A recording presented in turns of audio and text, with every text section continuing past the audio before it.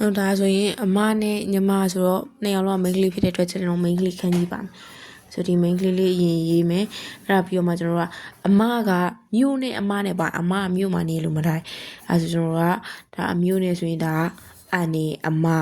အဲ့ဆိုညီမလေးကကျတော့တောမှာနေအဲ့ဆိုမိန်းကလေးလေးလည်းပါမယ်အဲ့တော့တစ်ပင်ဆိုကျွန်တော်တောပုံစံမျိုးပေါ့အဲ့ဆိုရင်ဒါဆိုရင်ညီမလေး emoto အဲ့ဆိုဒါတို့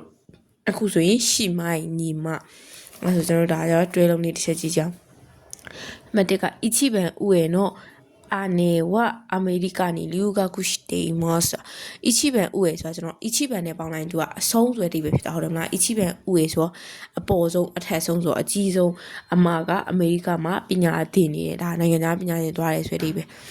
အပြီးတော့မှ妹は今10歳ですညီမလေးကအခု10နှစ်ဖြစ်ပါတယ်နောက်တစ်ခုကကျတော့မတော့隣の家の姉妹は綺麗で有名です隣ဆိုဘေးနာကအိမ်ကညီမတွေက綺麗でလှပပြီးတော့有名ですနာမည်ကြီးပါတယ်義理の姉はここの先生です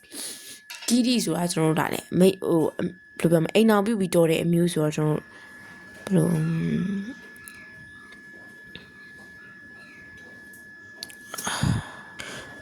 ဒါဆိုဂီဒီနိုအနေဝခိုခိုနိုဆန်စီတဲ့ဆိုကျွန်တော်ဒါရောင်းမတို့ဘယ်လိုပြောမလဲခေမပေါ့ဂီဒီနိုအနေဝခိုခိုနိုဆန်စီတဲ့သူကထက်တန်းကျောင်းရဲ့ဆရာဖြစ်ပါတယ်